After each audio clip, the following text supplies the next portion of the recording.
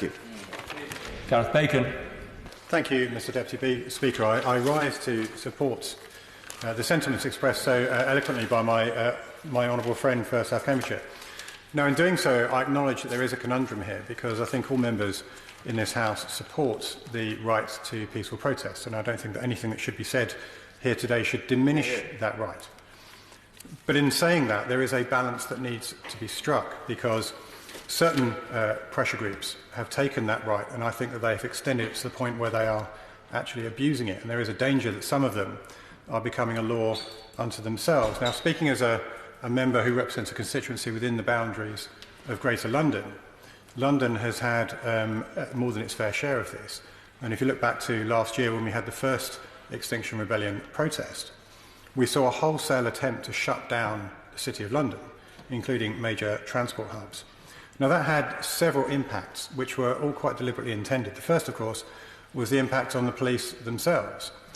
Speaking to my local borough commander, they had to extract an entire shift in order to send it to central London, one of the 3 shifts that they have, to send it to central London to cover and bolster the support that was provided, simply containing the level of protest. Now, that has a knock-on effect back in the boroughs, and the knock-on effect being, of course, that they're unable to respond as speedily as they would otherwise, that the watches that they have that are on duty are massively overstretched, and that local residents get a much worse service.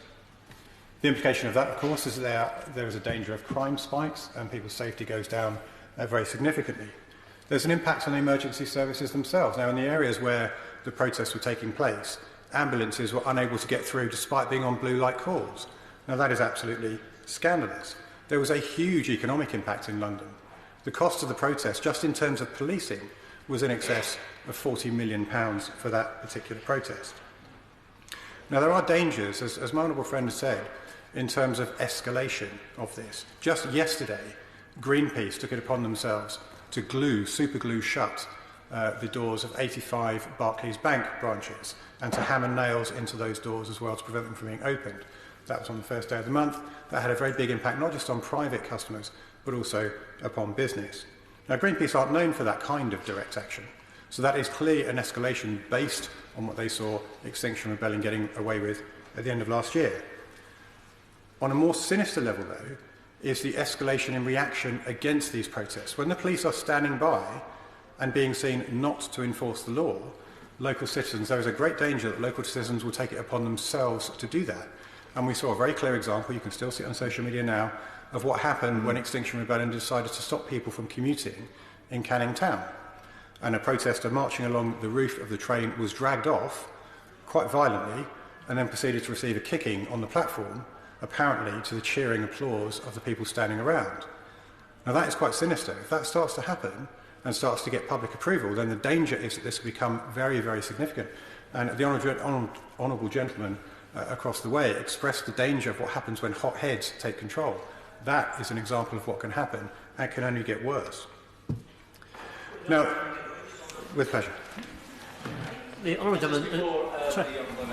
Just to remind everybody, the topic of the debate is climate protests in Cambridge, the police response, and so we can ensure that we hone in on that, please. Jim Shannon. I just want to say that the honourable gentleman has been very careful what he's saying. It's about balance. It's about respecting other people, and those who protest have to respect those who they inconvenience. I agree. I think that's sentiment that should be shared completely. And I come back to the opening remark that I made about the right to peaceful protest and the fact that this needs to be respected on all sides, but that's also by the protesters themselves. And they have to respect, as very eloquently elucidated by my colleague, they have to respect the rights of other people. And when they seek to trample on those rights, they increase the danger of escalation. Now, there is a problem for the police. Partly it's due to the state of the law. They are able to prohibit public processions, so marches, and we've seen far-right marches that have been proposed being cancelled by the police because they feel that public safety could not be guaranteed. That aspect of the Public Order Act does not extend to staying put somewhere, so the right to assembly. So they don't have to give 6 days' notice, they don't have to declare where they're going to be, and that is a weakness. And the Commissioner of the Metropolitan Police, the most senior police officer in the country has asked for an amendment to the Public Order Act to take into account of that, and that has been supported by Nick Ferrari on his LBC show under the title of Enough is Enough. And I think there is some merit in that, and I would call on the government to pay attention to that. The other thing that I think is required, over many years now, the police have tried to do what is a very, very difficult job without feeling that they have political top cover to do it. There are a myriad of things. I could go off into all sorts of different examples of the failings of the IOPC and the risks that police officers on a daily basis have to run, but that would take us well off topic, so I won't do that. So I think in conjunction with looking at the Public Order Act, I think there needs to be a quid pro quo. I think that there needs to be political top cover provided for the police, but in exchange for that, we need the police to stand up and do their job, and their job is to enforce the law without fear or favour. Thank you, Mr Deputy Speaker. Thank you.